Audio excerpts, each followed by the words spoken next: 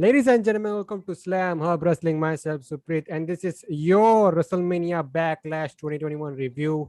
I'm joined by two guys here. One is from WWE India, Ishan Chauhan, and my fellow NXT post-show partner, Spandan. What's up, guys? Oh, I'm doing wonderful. Today it's a wonderful weather here in Mumbai, and the pay-per-view was it's a good day. What you On my want? side, the weather wasn't that good because it's Delhi, so it was hot and it was very hot. So even if you switch on the fan at the max, you can't sit. So it was very hot, but the pay-per-view entertained me a lot. So, what you think about it? The pay-per-view in general, was it a thumbs up, a thumbs down, in the middle, or a thumbs down? I would say it was a thumbs up. There were two, three things that they did right. Uh, there was one thing that they did wrong. We'll get to the wrong later on. What they did right was they kept the card very limited. I think that was a good decision to keep it down to only 6 matches. Uh, because when you have 6 matches on a pay-per-view, it gives enough time for each match to uh, get in, and then your everything, the emotion is perfectly conveyed. Like the second tag team match that we saw between the Mysterios and the Dirty Dogs, it went on for like about 20 minutes or something like that. So it was nice to see a tag team match getting that much attention. So basically, I feel the card was good. One thing, they fucked up big time, but otherwise it's a thumbs up for me. Spandan? Okay. So for me, it was the same thing. Now, deciding to give 6 matches on a pay-per-view is a very smart idea. Since last year, when the pandemic started, they've had less matches on a pay-per-view because they'll not attract a lot of viewers for 8 to 9 matches. So that idea of having 6 matches and giving each match time, allowing the superstars to, get into the feeling of the match and pay-per-view stage, it's a good idea. Each match got time, except for the obvious one thing that didn't go well. Other than that, I liked the show a lot. So we'll talk the entirety of this pay-per-view, but before that, if you are new to this channel, then make sure to like, share, subscribe, do all that fun stuff. Check out our other content like AEW Dynamite review, the NXT review, main roster talk. Everything you need will be in the description below. So let's start from the top, man. I think we had a one match on the pre-show, right? It was for the United States Championship. Yeah. Yes, Sheamus versus Ricochet. So match wasn't that it was up there, I think they went less than 10 minutes or something like that. Yep. So the another thing is that Ricochet came out in street clothes. I don't know why. Well, I think one of the reasons could be that WWE is notorious to make last minute decisions. So you never know if there was somebody else in that match, and then Ricochet got a call saying, "Arey, okay, guy, okay, don't do main event today. Today you're on a pre-show of a pay-per-view." So I think so. That might be the case. Another thing I read on Twitter, I was going through Twitter when Backlash was going on. I read somewhere that, it was smart for him to come out in street clothes, suggesting it was open challenge. So, it was impromptu. Because Okay. the US title was going to be defended on the pre show. No one knew about it. It was on the day itself. So that was one thing that I saw, but I don't know. I can buy it. Like, I don't have any problem with Ricochet coming out in a jeans. If John Cena could wrestle with shorts, Ricochet could come out in jeans. So The what you think kickoff match about the was match, actually man? good. Spandan? It was good, man. Actually, I liked the match. Sheamus obviously is a favorite of mine. So Sheamus versus Ricochet getting the opportunity was a good thing. But again, the jeans thing, I think it was really impromptu. There was someone who was going to fill the spot. Maybe he couldn't, so Ricochet filled the spot. But it was a good match, and I think Sheamus is giving these random matches to Umberto and Ricochet and all these people. It's kind of good to see they're filling the spots with these youngsters. And if you ask me about the one kickoff match, I think it filled the spot really nicely. So we had Sheamus, winning with not with a broke kick, but with a pump knee strike. post match, we had Ricochet stealing Sheamus's jacket and the hat, and just mocking Sheamus, and they just went with there. So another thing about Sheamus is that there have been some there has been fantasy booking regarding Sheamus and the United States Championship, that there might be a chance that John Cena may come for him for the United States Championship. What you guys think about it? Well, first of all, if John Cena is coming back, I think it would bring a lot of casual eyeballs to the WWE product. It desperately needs that, I would say. But before John Cena, I would like to, highlight the fact that I think Ricochet stealing and doing these shenanigans after the match makes me believe that Ricochet will be next in line for the next couple of months or couple of weeks or a month, like Humberto Carrillo, for the United States Championship. I feel Humberto is genuinely injured. I think he injured his knee the other week on Raw. So I think Ricochet is going to fill up that spot. And if he's doing that, then I think these Ricochet and Sheamus could really put on some exciting feuds, because we know Sheamus is like, he doesn't need to act like a bully, and Ricochet is the perfect baby face. They have a WWE has a chance to make Ricochet relevant again with this if they do it right. Spandan? Yeah, man, Ricochet being relevant is actually good, because nowadays, when you look at all the social media and everything, you see Ricochet being a fan favorite. People want him to succeed, not being used in all these shows, going to main event, not getting enough eyeballs. It's important for Ricochet to get these spots, even if it's due to an injury for Umberto. Maybe he fills the spot in, but he's a former United States champion. So Ricochet and Sheamus is like a perfect feud. A big guy who delivers matches again and again, and Ricochet getting his chance again in the show. I don't know, man. When we got Ricochet, we got Drew Gulak, Angel Garza. These guys, you could make these guys the lifeline of that mid card division on Raw. But anyways, Absolutely. so moving forward, let's get to the main card. So they kicked off with the Raw Women's Championship match. We had Charlotte Flair, we had Rhea Ripley, and Asuka. So I thought the match was decent, but what you guys think about it, man? So we had Rhea Ripley retaining and pinning Asuka. No shock here. You have to protect the queen. So what you guys think about the match and the outcome, and where do you guys think the story is going forward?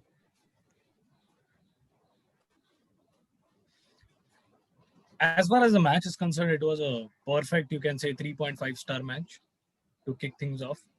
I have no complaints at all, because I already knew that Asuka is there to take the pinfall.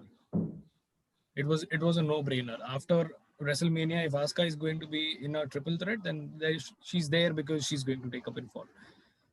No complaints whatsoever. The match was perfect.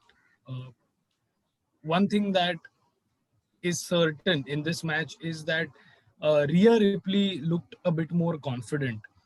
After winning at WrestleMania, she was like, I don't know, if you saw her at Looking weak. WrestleMania, yeah, like before WrestleMania, she had that confidence the day she came in, like straight up, I want to challenge you, and all that. She had that confidence and she was there.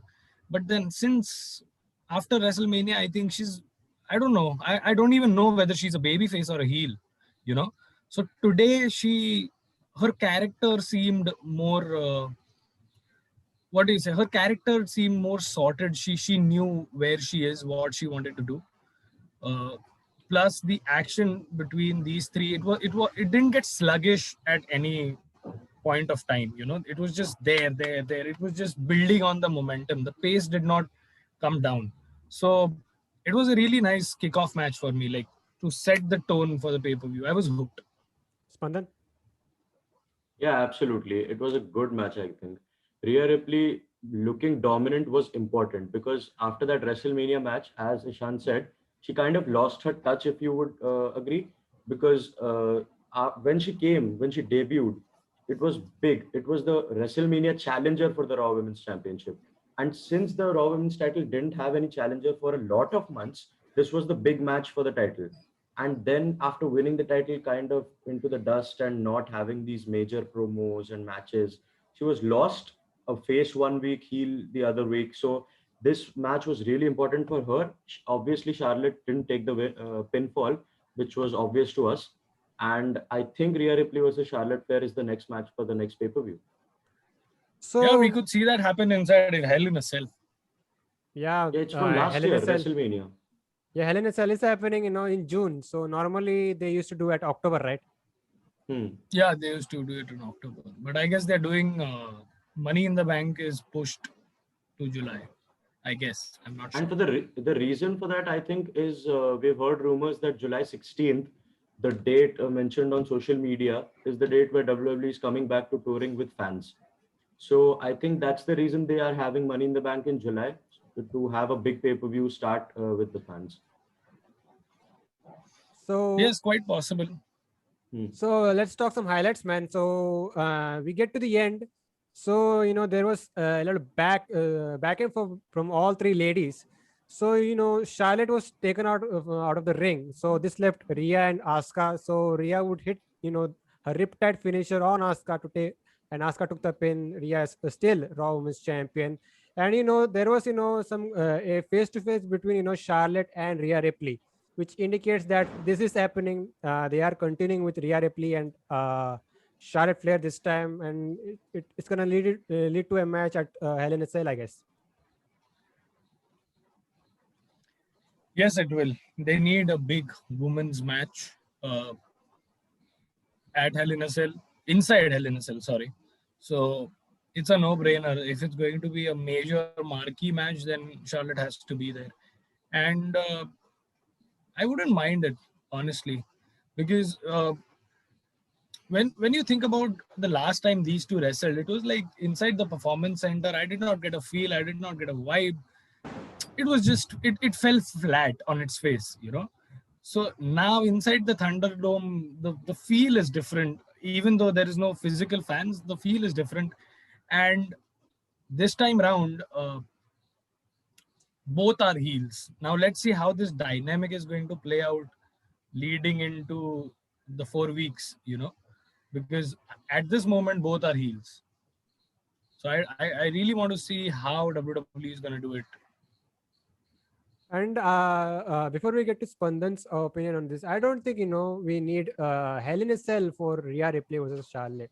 I think they're gonna give this one for the WWE title picture, I guess, from the Raw side. The WWE title picture on Raw. Now Lashley beating McIntyre and Strowman. For me personally, I do not want McIntyre and Lashley again inside the cell. Not at all, because when McIntyre won the spot for WrestleMania Backlash, I was instantly like, give him a new challenger. Is the Raw after Mania? It's big, so maybe Strowman. Give Lashley versus Strowman. But if McIntyre gets the spot again inside the cell, it would be shocking for me, because he's got his opportunities. And now that, but again, the same thing with the Raw Women's title picture. McIntyre is not pinned. Strowman is pinned. So maybe he played the role of Asuka, dominating but taking the pin. So you could see Lashley versus McIntyre, but I don't want to. Ishan? Yeah, honestly, I wrote a blog yesterday, and I detailed five shocking things that we could see at WrestleMania Backlash, and one of it was Drew McIntyre taking the pin, because I thought that Drew McIntyre and Bobby Lashley, the feud has reached its boiling point. Like, it's done and dusted now. Bobby got a clean win. Drew is getting another opportunity at Backlash, and this would be the end of it. I thought Drew would take the pin, and then Bobby Lashley and Braun Strowman would continue the feud going forward, because Braun is coming off a hot win at WrestleMania. But that did not happen. The exact opposite happened, and by going by the looks of it, there is another chapter to this Drew McIntyre Bobby Lashley rivalry. We'll get to the WWE title match, but before that, we had the SmackDown Tag Team Championship match. It was the Dirty Dogs versus the Mysterios. And there was some story going into this. What happened in the kickoff show was that the Dirty Dogs, were bullying Dominic Mysterio. So a 2-on-1 beatdown on Dominic. They even, buried him underneath a couch or a sofa, something like that. So, Dominic, the status of Dominic was on the line. Will he be able to make this match? So Rey Mysterio decided to, to fight both the Dirty Dogs in a 2-on-1. So we got to the match. Okay, so early on, Mysterio was, able to hang in, but from there, the Dirty Dogs started to dominate Mysterio, and at the end, we finally got to Dominic coming out. So the match was flowing very well. Some your old school storytelling here. So we had Mysterio taking out Robert Roode with the 619. So Ziggler was taken out outside. So tag was made to Dominic. So he got the splash for the win. We got new tag team champions and the first ever father son duo as tag champions. So We got new tag team champions. Yeah. so what you think about the match, man? I thought it was better than the first one, first match we had on the pay-per-view. What you guys think about it, Ishan?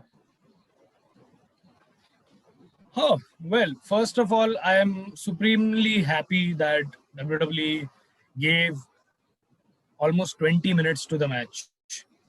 Because the tag team division isn't showcased like the main event division, Giving time to a tag team match, especially for a tag team title match, ascertains the championship credibility. Otherwise, it's just another championship, if it's not getting defended or just getting defended or changing hands in 5 minutes. So, first of all, the duration was right. Second of all, the story that went into this was perfect. Like, even if these guys wouldn't have delivered inside the ring, the story would have taken this match ahead and, across the line. But you can say that they delivered on both fronts. The story was there, the in-ring action was there, and I think I have to praise the heels here. I have to praise Dolph Ziggler and Robert Roode here, because you have to make a kid look good. Okay, he is Rey Mysterio's son, things aside, but even Rey Mysterio can't make his son look good, right? You because he's not feuding with him. And at the end of the day, he's his father, so he's always going to talk nice. Here, the heel dynamic, the entire attack, and everything from Roode and Ziggler, the verbal assault in the weeks leading to this show, plus this shocking, reaction or disbelief when Dominic finally came in. It all made sense. It all made Dominic a credible superstar. So it wasn't Rey Mysterio who looked $1,000 today. It wasn't Dominic who looked $1,000, but it was the heels, I would say, the Dirty Dogs who looked $1,000. But of course, the feel-good moment, first ever father-son tag team champions in pro wrestling history. Maybe in WWE.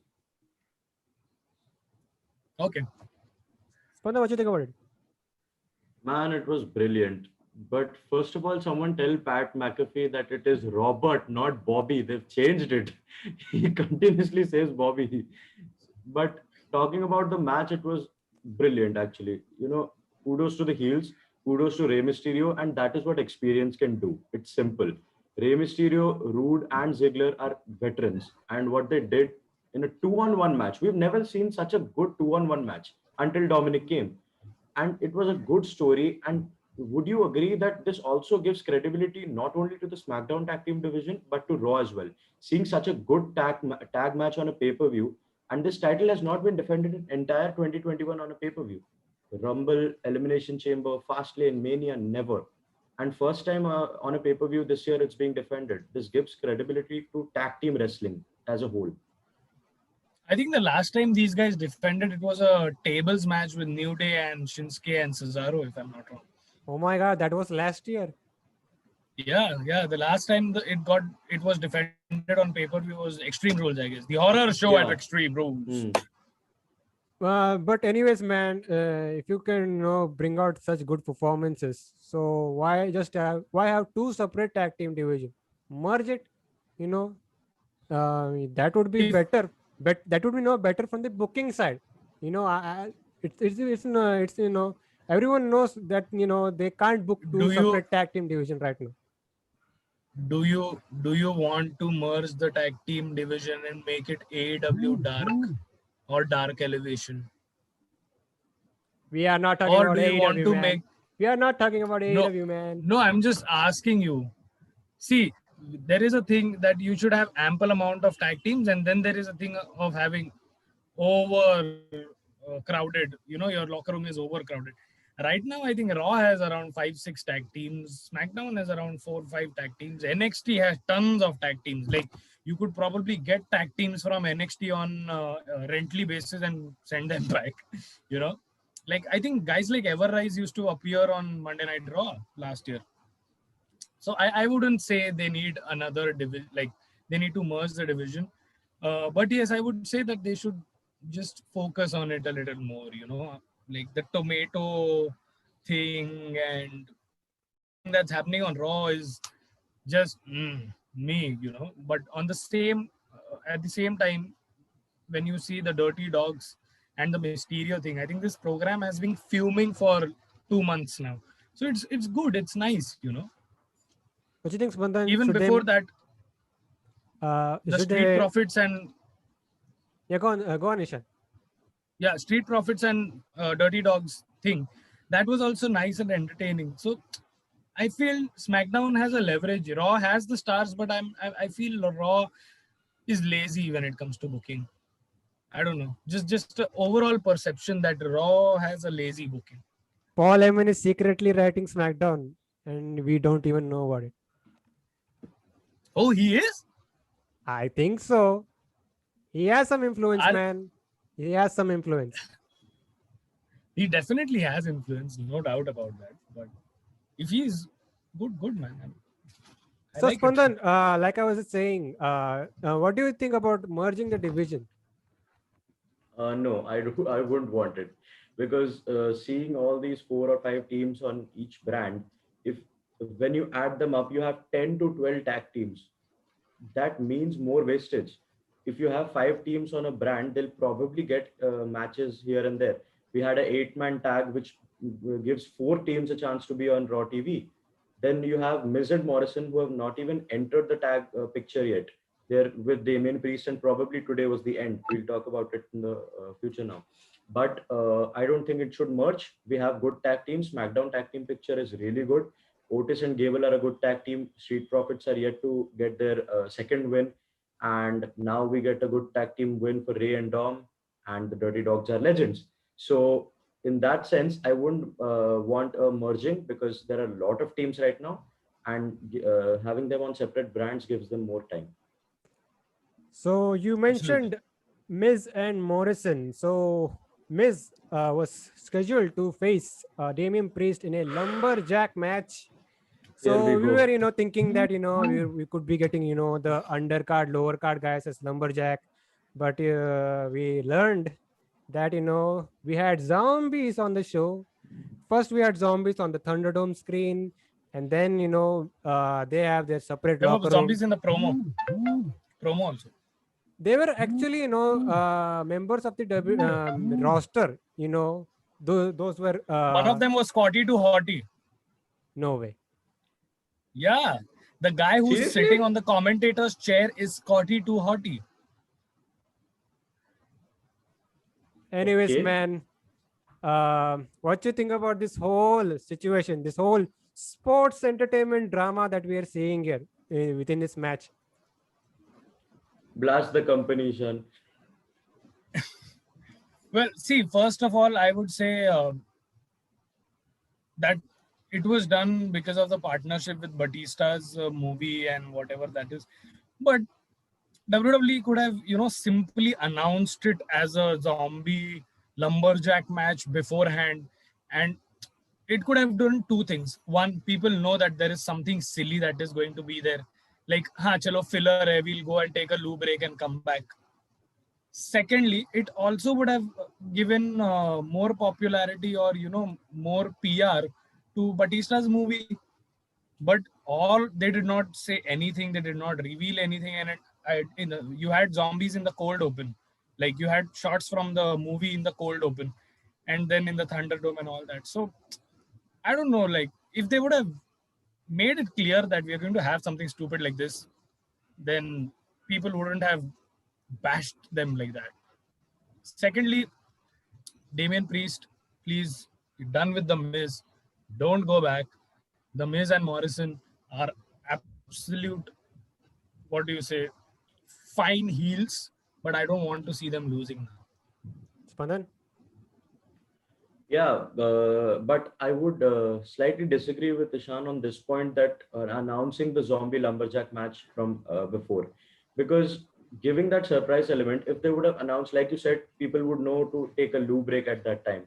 That was the point that WWE didn't want to have. They wanted people to stay there, a surprise element. It wasn't good, obviously, that we will all agree. But I think keeping it a surprise were good, and the promotion stuff, and Batista tweeted, we didn't even know he tweeted that something like this was going to happen. He said, I'll not be there, but some of my friends will. But we didn't guess what it'll be.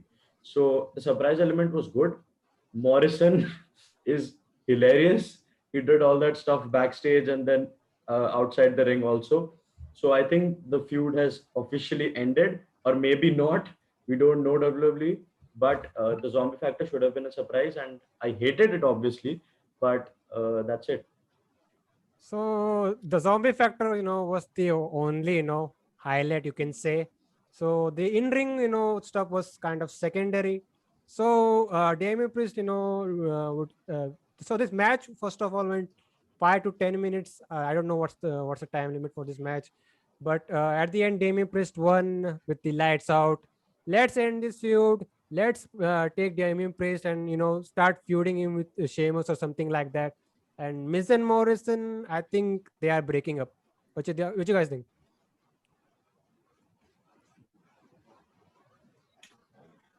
I'm scared. Of the zombies? Like if Miz and Morrison, no, if Miz and Morrison breaking up, because if that happens, I don't know what WWE will do with John Morrison. He is too good a talent to be wasted. Not that he's not being wasted right now, but at least he's in some kind of a goofy angle. He's playing whatever character he's been given right now. He's doing justice to it, and he's you can say a regular part of Monday Night Raw, the Monday Night Delight. But if they break up, then I don't know how much will WWE showcase Morrison, or will Morrison get a Jeff Hardy treatment? Who knows, man? Or if they do want to break up, send him to WWE's A show SmackDown. Morrison, I'm talking about. Oh, absolutely. Absolutely. It's been a while I've seen John Morrison on SmackDown. In fact, it was SmackDown where John Morrison has had quite a lot of fun, So Spandan, what you think about this potential breakup between Miz and Morrison? It's building up since 2 weeks, because Morrison lost 2 matches to Priest, and Miz has costed him those matches. And with the rumors being there that they're going to break up, and I am scared too, because even as a tag team, they are so good. They'll play with any tag team and they'll be good. They'll portray the heel character so well. Correct. And because they're good single stars as well. The scaring factor is that how will they use them once they break up, and next month it's going to be Hell in a Cell. Now we generally see Hell in a Cell has the it's the secondary match. You already have a feud. The match has happened once, and Hell in a Cell is the second match. Just extra fire to the rivalry. But we have seen random singles matches also happening inside Hell in a Cell. So I don't know. You could see Morrison and Miz battling inside Hell in a Cell in their first match ever. So it could happen, but I don't want to see them break up. and it eventually will happen because we've seen it build up since the 2 weeks. And I don't know, Morrison could be on the second brand. You have the draft in October probably. You split them in two brands after their feud ends. All of that could happen. Poor Morrison, every tag team is going in disbands. Last time also Miz attacked him and kicked him off. R-Truth attacked him and kicked him off. And then after R-Truth attack, I think he was gone for a very long time. I would I say don't no. want John Morrison to leave. I think he could go back to NXT and, he and Frankie Monet, they could literally make a very wonderful feud with Johnny Gargano and Candice LeRae. Oh, Oh wow. my God. Just That's a dream imagine, fantasy storyline. like Wow. Candice LeRae, Johnny Gargano, John Morrison, and Frankie Monet, and of course the dog, Brilliant. and But- Indy Hartwell. But yeah, I would say that they have to split them up and send Morrison to SmackDown. He could be handled better there compared to Raw. We'll see, man. We'll see.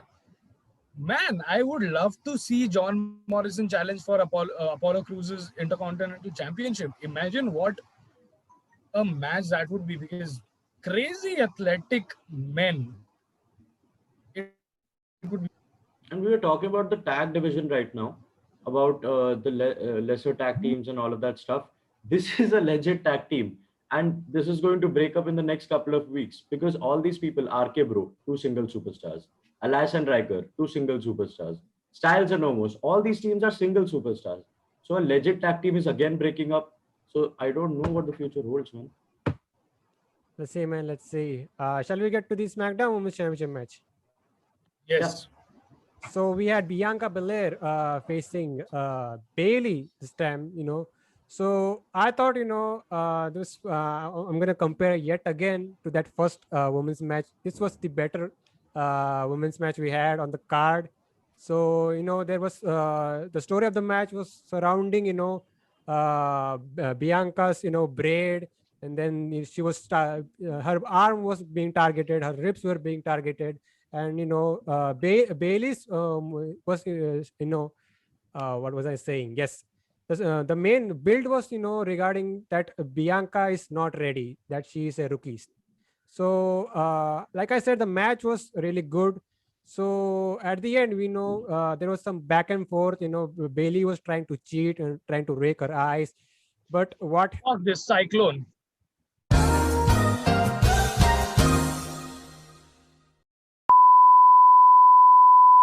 back to Bianca and Bailey. So Bailey was trying to cheat and stuff. Rake Bianca's eyes. So and she also went for the braid. But what happened was Bianca went for somewhat of a roll up, and she also managed to use her braid as the leverage. So a roll up in a upset, you could say. So that opens the door for a rematch of somewhat. So what you guys think about the match and the potential rematch between these two ladies? Would you like to watch it?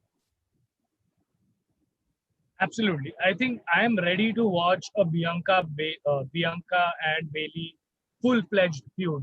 I don't mind if it carries on for 3-4 months. This was just their first match on pay-per-view, and it did exceedingly well, man. Only thing was, I think the ending was a little off because the leverage that you talked about, the braid, her hair, she did not get it like. How do I put it? Wait.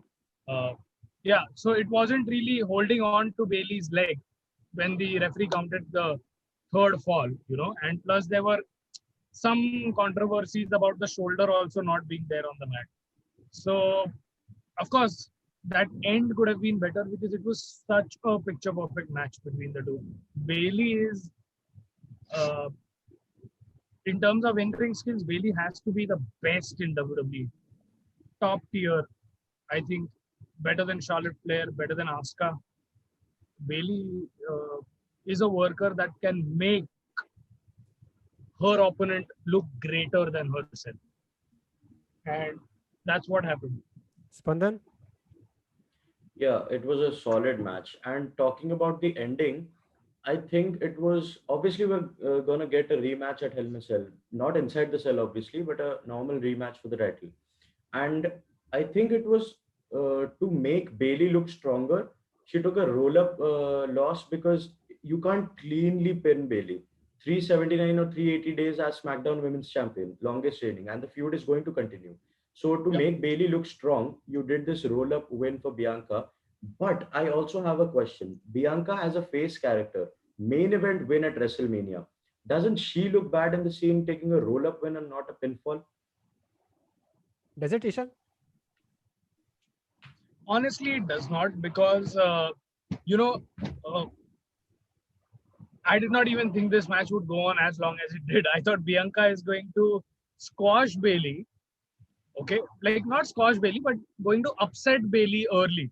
So I was expecting an upset, and it happened, because this upset brings how do I say? Yeah, so this upset basically tames Bailey, because for weeks she has tried to, torment Bianca with her words and with her actions. So she has always tried to show that Bianca will not lose to Bailey. So I was expecting Bianca to outsmart her, and that's what she did today. So, if they could do, there is a potential for this matchup to be inside Hell in a Cell. Absolutely. Spanda, what you And I think? think No, this one, no, I don't think so. I don't feel like it should be inside the cell because it's the other feuds that are going on. Obviously, Roman deserves the cell. He needs a match inside it. Probably Rollins versus Cesaro is happening inside the cell, the WWE title match. Maybe Ripley versus Charlotte. This feud, I don't think should go inside the cell. Let Bianca have a normal feud because her title reign has just started. Let her have the normal title matches and beat Bailey, probably clean at the next pay per view, and then get her to the stipulation matches, not instantly put her in a second title match inside the cell.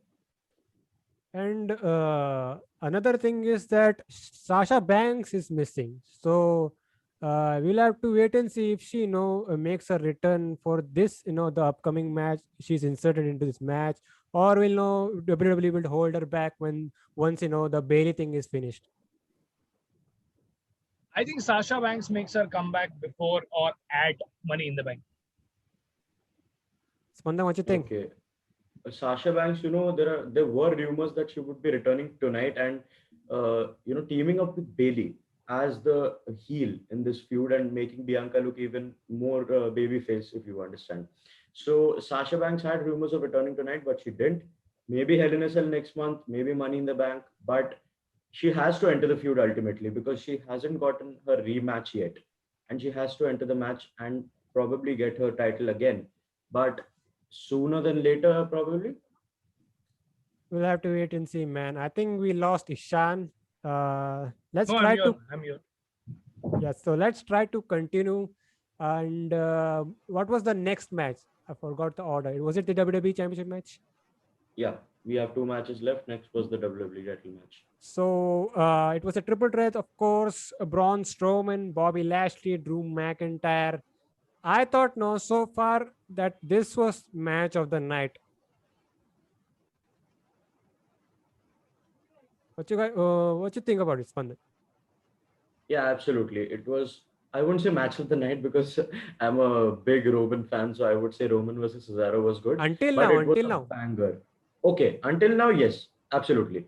It was a banger match, and I did not expect it to be so fast paced, thinking of these three big men, because obviously Strowman, Lashley, and McIntyre, you think of it as a slogfest. They're going to slap each other up, and these are big, meaty men. And the speed that they continued in this match was tremendous. I loved it. And Strowman looked like a monster in this match. No pun intended, but a true monster. He looked so strong in the entire match. Even after taking the pinfall, I didn't think he was there to take the pinfall. I thought he's a monster. He almost won the title. You were on your edge of the seat that is he winning? Is he actually winning this match? So he looked very strong in this match. McIntyre and Lashley also looked strong. Lashley wasn't there for most of the match, So he was on the outside. It was mainly McIntyre and Strowman. But this was a great match, and I would like to see what happens in the future with the WWE Championship. What you think about it, Ishan? What you think about the WWE title match? Well, surprisingly good, man. I did not have such high hopes from this match, honestly. Reason being Braun Strowman, because I know Bobby Lashley and Drew McIntyre can put on a terrific fight. I was just skeptical about Braun, and I can say that he's proven me wrong. Today was the day. Uh, he looked like the 2017-2018 Braun Strowman, and like Spandan said that he he he looked like the monster that he is. Uh, you could see Bobby Lashley and Drew McIntyre having short alliances throughout the match to, put Strowman away, because at the end of the day, both of them knew how big of a threat Strowman is to the WWE Championship. So with that, if Strowman's taking a pin, then it's completely fine, because two men have gone at him like crazy, compared to each other. So it's okay that he took the pinfall. Just that I just feel that this feud shouldn't have continued with Drew McIntyre and Bobby Lashley. I think Braun and Bobby could do some magic in the months to come. And Braun Strowman, And go yeah, ahead, sorry. As far as the match is concerned, I would say this was one of those sleepers that you don't expect to be good, but then they leave you awestruck. You're like, oh, because it had everything. It had everything, and the best part was everyone played to their strength, but also made some new innovations. You could see the desperation from Drew McIntyre to put away Bobby Lashley. Like, he's desperate to win. Braun Strowman, he was desperate to win. He was, what did we see? Like, he was a cruiserweight today, Braun Strowman. yeah. He was flying. So you could see that these men are putting in that effort. I really like that. And Otherwise, I expect only short matches when it comes to these meaty men fighting together. and speaking about this match, was it just me, or there was some resemblance to that SummerSlam Fatal 4-Way match? Remember, with Lesnar, Strowman, Joe, and Roman. Yes, that was four big men fighting for the Universal Championship, and this had a similar feel. But the point that I was adding before is I would like to appreciate Braun Strowman here, because the man is losing weight like air. Like he's this fast at losing weight. He was 385, he's around 343 or something right now. And when people announce him in the ring as 385 pounds, he's gone on Twitter and said, "I'm 343. See my weight first," because he's working so hard. He looks so good in the ring. He's dropped down his sticky shirt, and he came down in sleeves, half sleeves, and he is so good in the ring now. Like Ishan said, he shocked all of us. We didn't expect this to be a good match, and it was a really good match because of Strowman also. He played a big part in it. McIntyre and Strowman, as I said, carried the entire match. Lashley wasn't there for most of it, but Strowman looked really good today. The one thing I'm sad about, that WWE are holding back to that train sound effect. That used to pop me back in the now when they did it the first time. I don't know. I don't know, man. Fans come back, People what are would good. happen? On your podcast, I've seen people making fun of that Juk Juk Gadi, and now you're saying you like it. Hey, yo, I said it. I was a big fan of it. You had 100 people on Twitter shitting on it. I was the only guy that popped for it. Come on, man. So let's talk some highlights here, man. So first off, they were going with a fast pace here, all three big men. So they start off with Lashley and McIntyre were working together to take out Strowman. So they did a delayed suplex on Strowman, Braun Strowman, a delayed suplex That on was Strowman. too good. Great. So there was another spot, actually there were two moments in this match where, Braun Strowman almost, broke his neck. So one of Yeah. them was a double. He did a senton from the apron and he barely got it. So the other was McIntyre actually belly to belly suplexed him on the floor, and that's the second time he landed on his neck.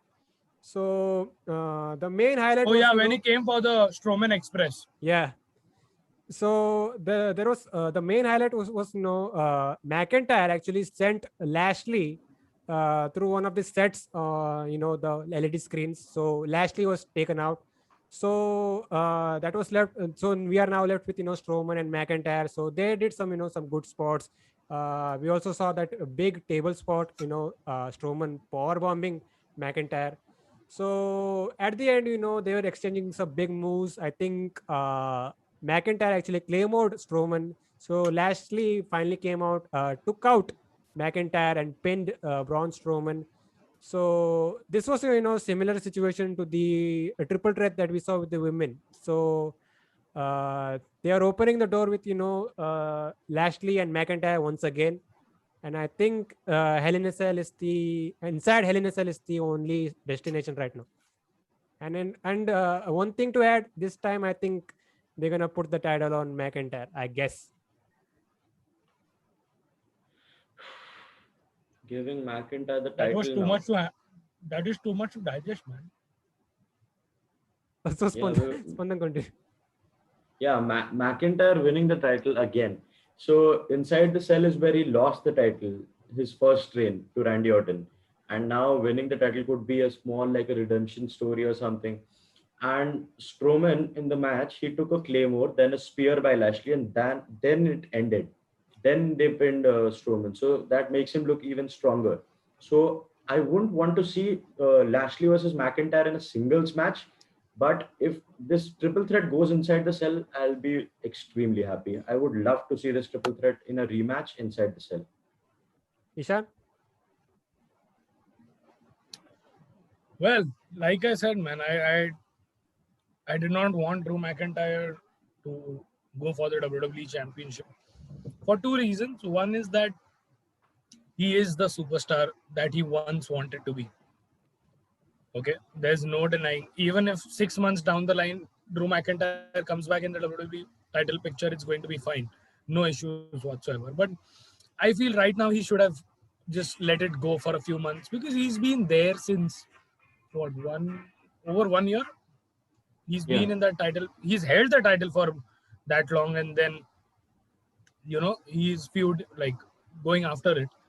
So I just wanted him to move on, man. The little feud that I saw with him and Sheamus in the middle, I thought we could see a little bit more of it, but that's fine. They don't want to. They have another option with Jinder Mahal. Jinder himself has addressed this, and also McIntyre has said that they both want to work a program with each other. They want a feud with each other.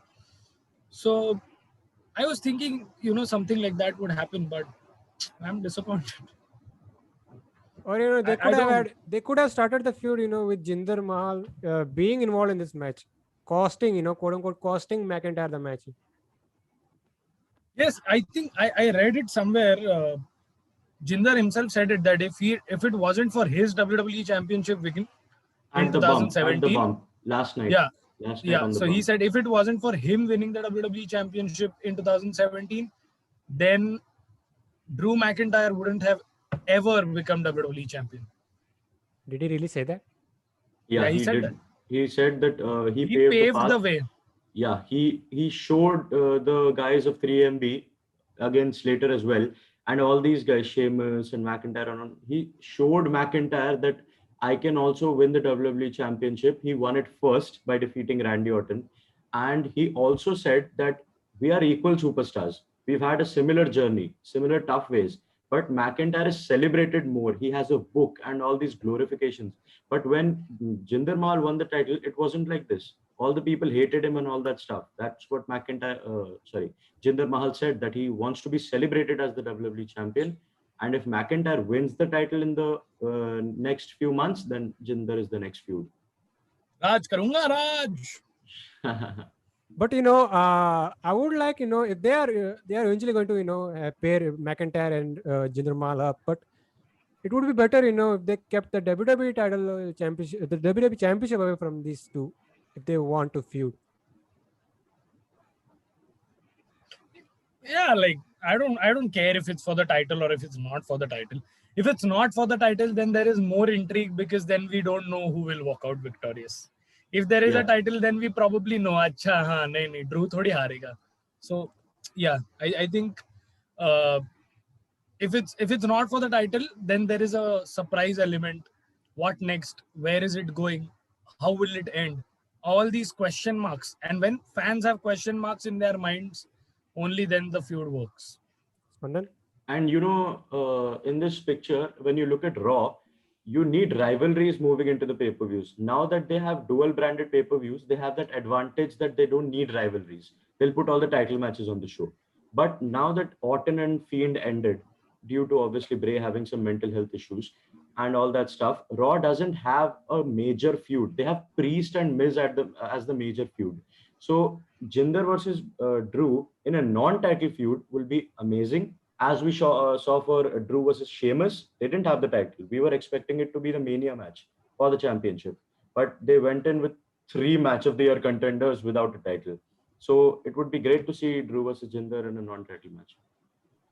And another thing about the WWE Championship, I think WWE wants to do Lashley and Lesnar for the championship, I guess. Hmm. So that could happen. I was expecting Lashley You know and what? Lesnar to be a non-title match. You know what? If my aunt had balls, she would be my uncle. But she's not. Okay. Okay. And your point, sir. And this is a quote taken from the special counsel, Paul Heyman. So I don't think so, man. This is like, if you're talking about Brock Lesnar right now, pointless, waste of time.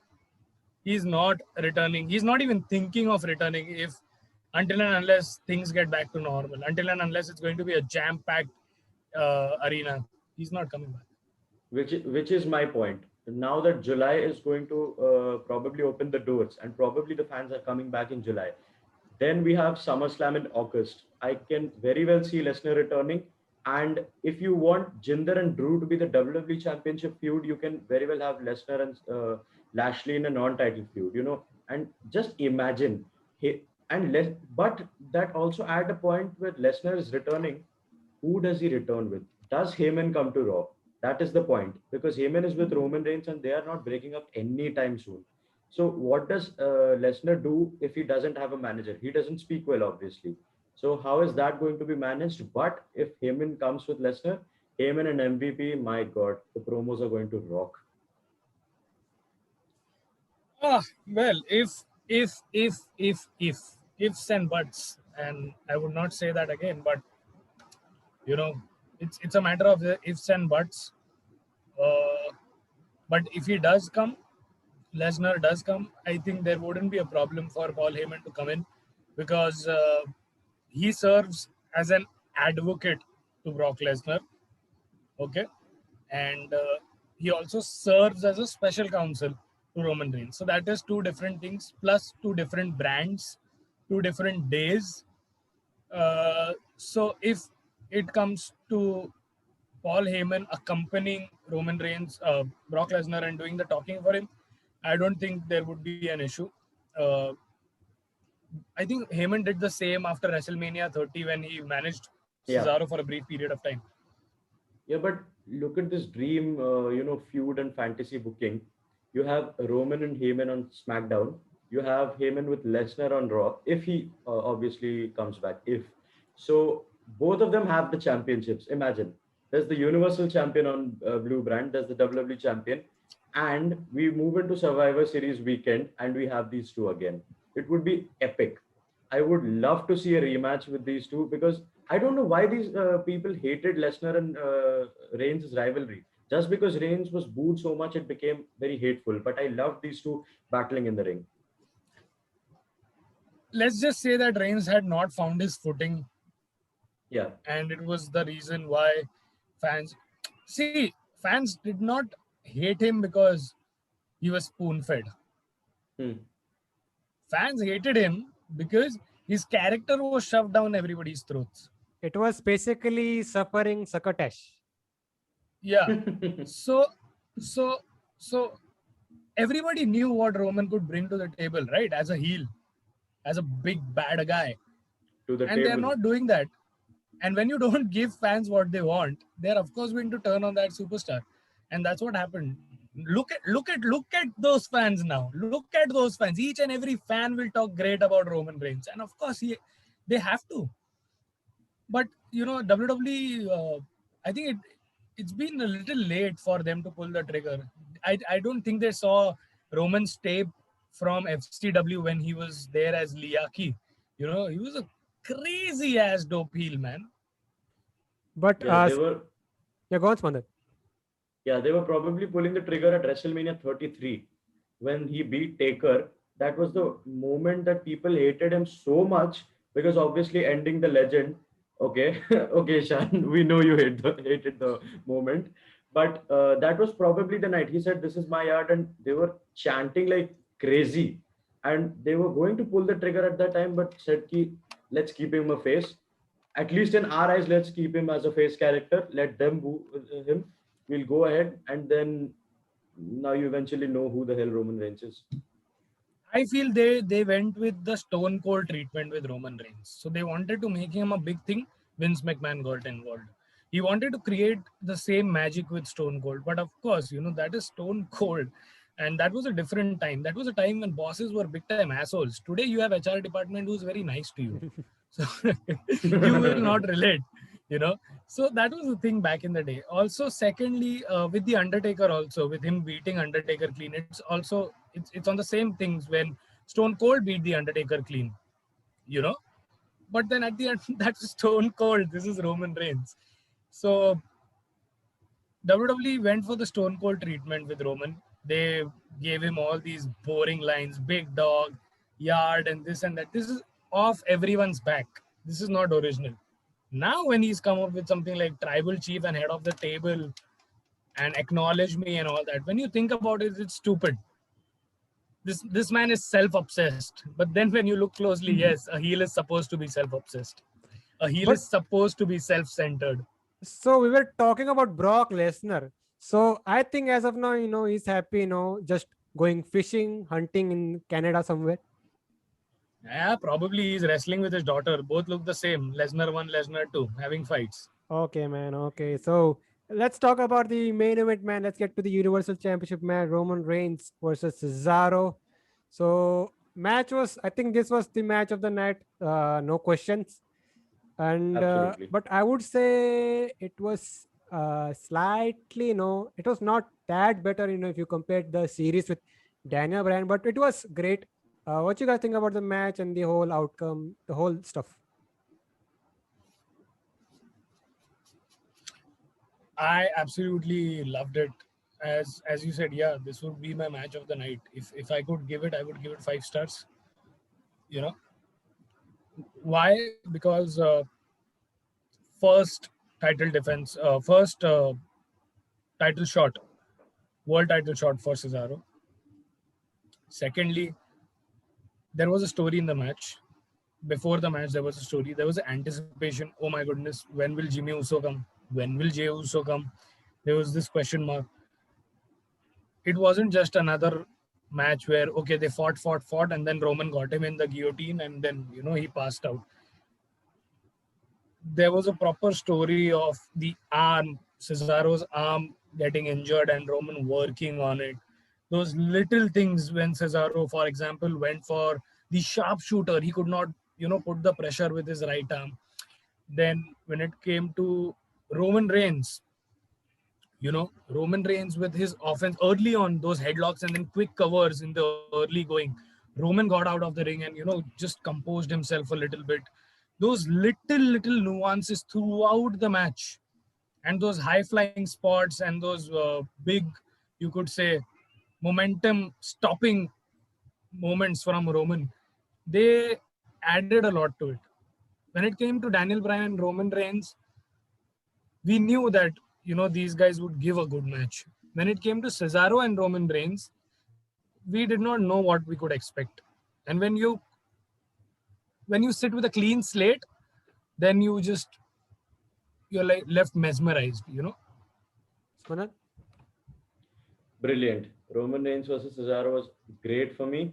And you know, if you watch their match from 2017 for the Intercontinental Championship, opposite of this match. It was Roman Reigns whose right arm was injured in that match. Cesaro was targeting his right arm, and now it's the complete opposite. Cesaro's right arm, Roman is targeting it. Small, as Shan said very rightfully, that the small moments, Roman getting out, Roman looking in the camera and dissing Daniel Bryan. This is how DB does it. This is how DB does it. Yeah, that was. And all these moments, he looked like, and WWE did a fabulous job because at the end of the match, Roman looked like a monster heel. Cesaro looked like the best babyface, and that's the end agenda of a match. You want the villain to look like a big villain and the hero to look like a cute babyface, and they did the entire story perfectly. And with all the things that happened after the match, you will probably talk about it now. Shall we talk some highlights? Yep. Yeah, before that, I would just like to add that, you know, I really like the fact how they ended the match with a guillotine. Cesaro did not submit, and he passed out. You know, there are two wins from this. The guillotine choke getting added to Roman's arsenal has two benefits. One, it makes Roman look like an absolute beast. He didn't have a submission. If he's got that cinched locked in, then you're gone. Like, you're gone. Okay, so it gives him more credibility that, okay, he's got a badass move. He's gonna choke you out. It's simple. It's no shenanigans. It's no hurt lock. It's simple. It's just going to squeeze your neck. You know. Secondly, in this move, if the opponent passes out, then the opponent also, you know, retains their credibility. Exactly. That they did not get pinned clean as a whistle. Some would say, yeah, this is a clean win. Yes, it is a clean win. But Cesaro did not give up. It was a pass out. But, you know. And they've done it with Drew McIntyre. They've done it with Daniel Bryan. They've done it with Cesaro. So those guys that they feel are important are not getting pinned, which is a very good thing. And unusual, you know, with Roman, you didn't have a move to do that story because he didn't exactly have a submission. He had Superman punch and spear. In that way, you can't make the opponent look strong. Yeah, he had all those moves, but not a major submission. So now that he has that submission, it gives the opponents the credibility. Stop distracting me. So no, you know this move, right? This is the like the clothesline from hell, hellish as hell. So it's not a clothesline; it's a bear hug. Yeah, giving him the submission obviously gives these big stars to the chance to pass out and still look strong. So as I said, Reigns looked like a monster heel. Cesaro looked like a babyface. And you know, this was a legit dominant win. You know, we could expect, you know, at the end of when Cesaro was getting his arm was being targeted so heavily. You know, you expected, you know, Cesaro to make this quote unquote Cesaro style comeback, you know, with those uppercuts, and you could see, you know, a bunch of swings here and there. But, you know, as we got to the end, Cesaro, you know, became weaker and weaker and weaker, and, you know, it was when he passed out, it made the win a dominant win for Roman Reigns.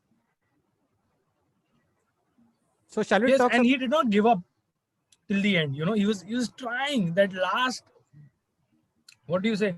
The last gas in the tank. You know, he tried to get that arm, but then eventually he just couldn't. You know. Shall we talk some highlights here? Yeah. So, like Ishan said, so the main focus was, you know, Cesaro's right or left arm. I think it was the right arm, right? Yeah, right arm. So Reigns was targeting that arm heavily. So there was, you know, Cesaro was, you know, having troubles, you know, locking in the sharpshooter. He went for at least 3 times in this match. So at the end, you know, Reigns got the win via the the guillotine choke, and that was basically it. So post match, we had Jey Uso. So he was not part of the match, and I think this was the first time that Jey Uso has not been part of a Roman Reigns match since they have been together, right? And they've been questioning decisions, right? So with Roman Reigns winning all these matches, they always question that Jey Uso is helping him. Jey Uso is helping him. Jey Uso wasn't there. Roman Reigns killed Daniel Bryan, basically. Cesaro, Jey Uso wasn't there. He cleanly beat him. Now they're booking him as a monster heel. He beat Undertaker, John Cena, Lesnar, and Triple H. Are you kidding me? He beat them on their own, on his own. And now he needs Jey Uso to beat Daniel Bryan, Cesaro, and all these superstars. No, he can beat them clean. So that's why probably they didn't have Jey Uso come outside, and the family thing that's going on, it's really good on SmackDown. Ishan? Okay, I have a very crazy take. But if I was a part of WWE US, the main WWE creative team, I definitely would have done this. I would have made this tag team match for Hell in a Cell. Inside Hell in a Cell, it would be Roman Reigns and Seth Rollins Okay. taking on Cesaro and Jimmy Uso. And Jey as the referee? No, Jay is on the outside because, Okay. some stipulation he will lose and he'll have to fuck off. That's That is- all he's doing. Whoever Main the event opponent Jey- is, the first opponent is Jey He is Uso. main event Jey Uso, but main event losing Jey Uso. Ah, Your main event losers. Your top tier But losers. I like him, man. Like, if you want to put somebody over, if you want to give somebody a title shot, give him a match with Jey Uso. Yeah. Beat And my already cousin, know, then, ye to haar hi jayega. beat my cousin, then face me. And he knows his cousin will lose. so let's talk what happened post match. So like I was just saying, so Jey Uso came out and he acknowledged he put the whole garland and the whole stuff. So then Jey Uso proceeded to attack Cesaro, go after the arm. So he was about to take out Cesaro with his splash, but here comes Seth Rollins. Drip God. So The drip god. Seth Rollins went. He had a little face to face with Roman Reigns, and then he went after Cesaro, started targeting the arm. Then we had a steel chair being introduced, and Seth Rollins, would take out Cesaro with a stomp, and that was basically it. That's how the pay-per-view went off the air. So it looks like you said, Spandan. So they are trying to, we could see yet another Cesaro and Seth Rollins match, and now you may be wondering, what does Roman do if Cesaro is going after Seth Rollins? So they could do, hear me out. They could do Roman Reigns versus Jimmy Uso inside Hell in a Cell. Okay. So Yeah, they can. But my first question is, why do you want to have Cesaro and Rollins again? What purpose is it serving? What will it do? Where will it take Cesaro? Will he become Intercontinental Champion? Is it going to take him to Championship Gold? No. It's stupid, man. It's just... See, there are times when you should take these feuds and make them 3-4 months long. And then there are times that certain feuds you should limit to 1 month, 2 months, and just let it be.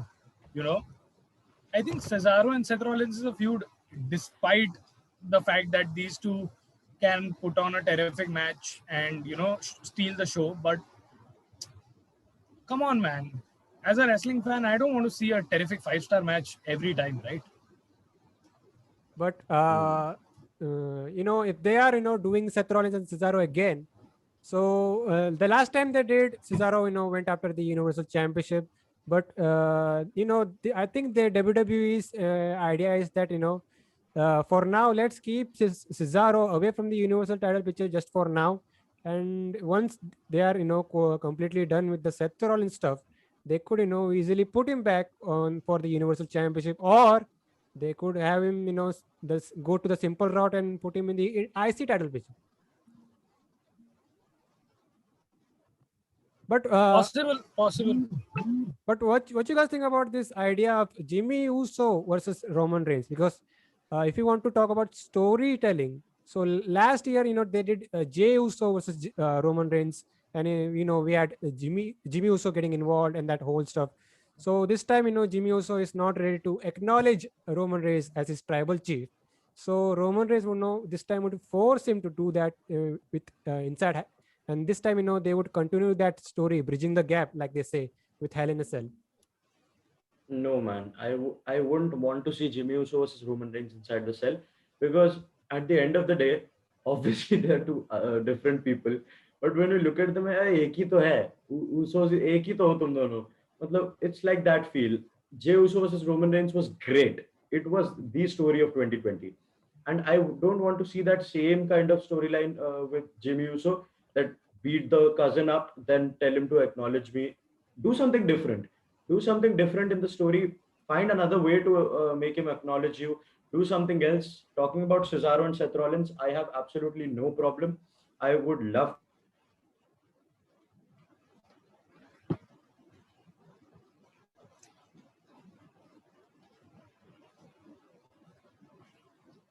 I would love to. Did we lose Spandan?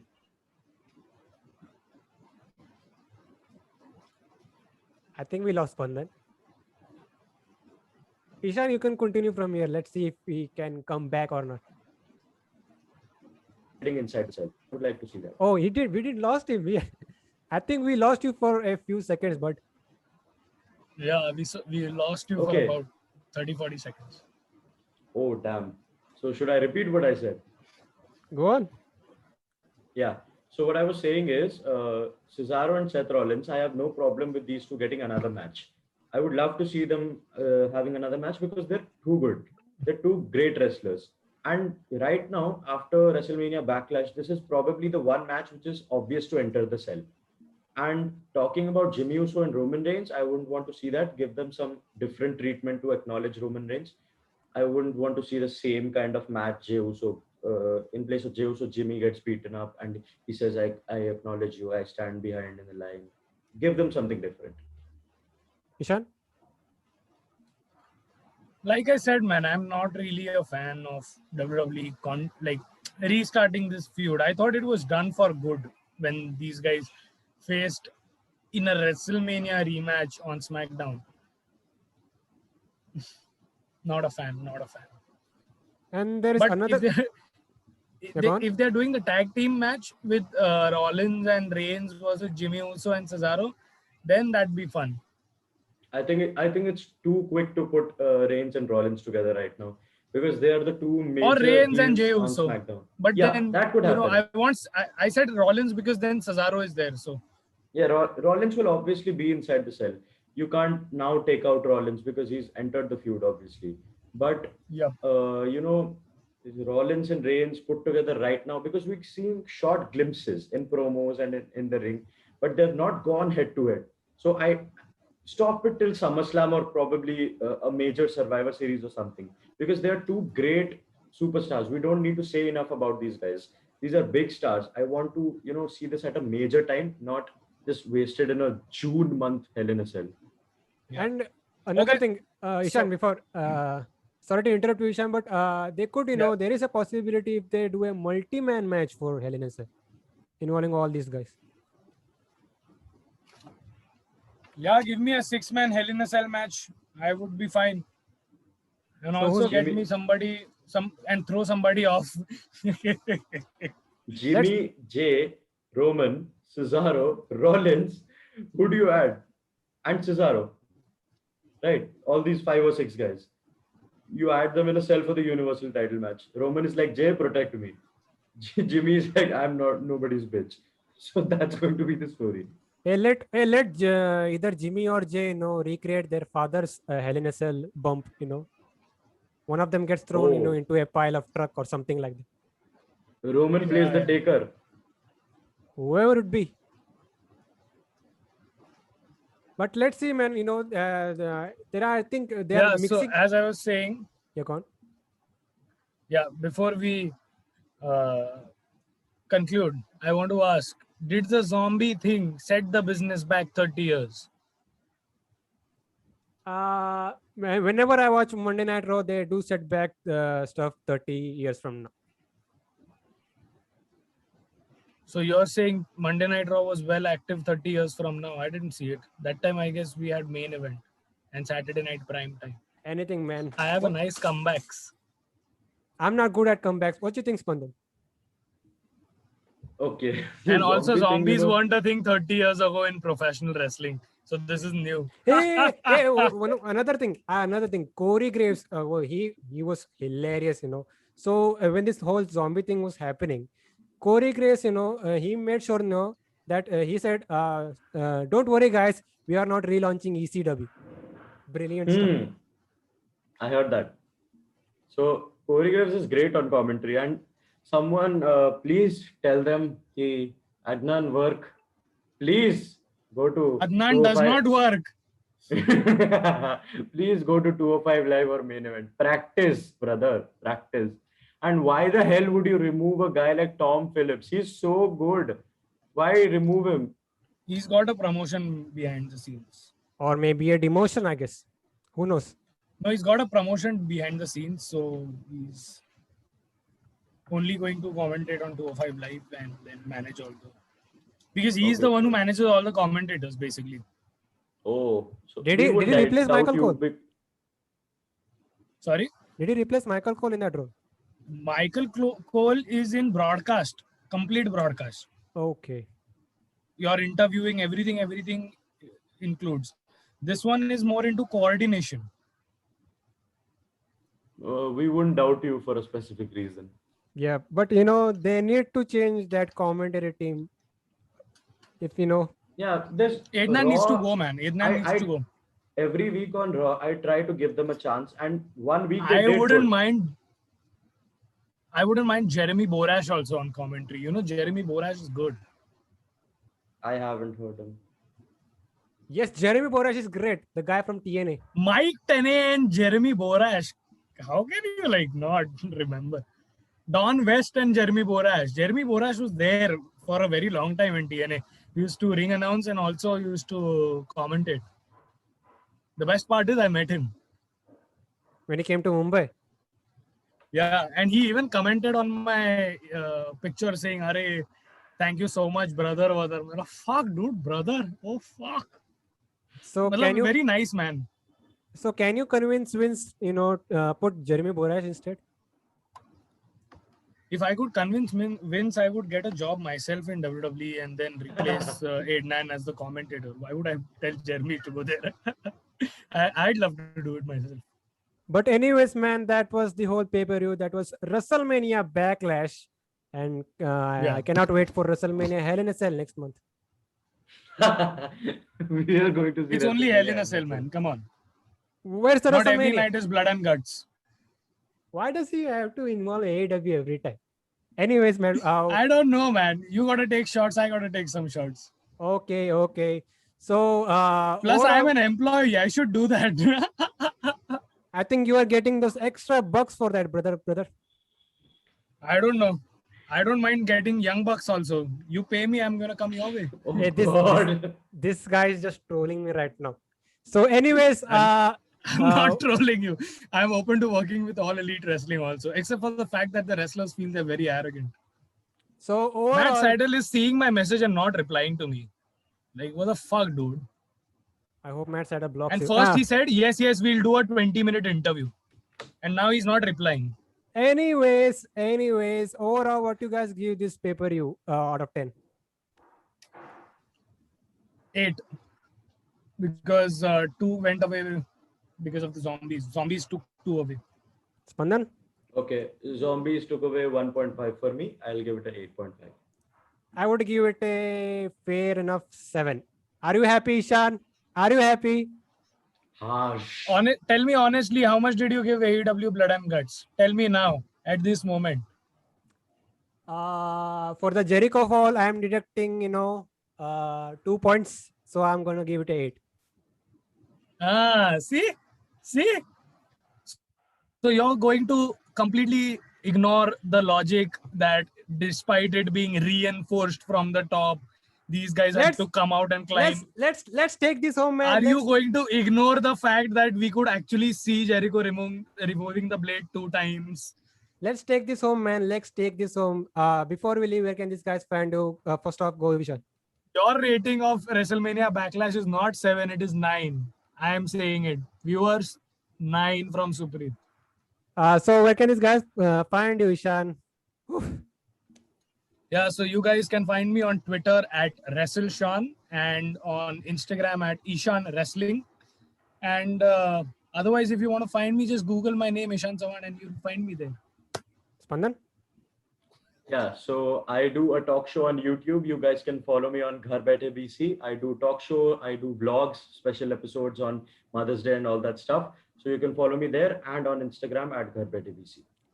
You can find Slam Up Wrestling on Twitter at Slam Up Debut, Instagram at Slam Up Wrestling. And if you want to catch the audio version, so you can catch this review on Anchor and Spotify as well. So this was the WrestleMania Backlash review, and see you guys next time. Peace.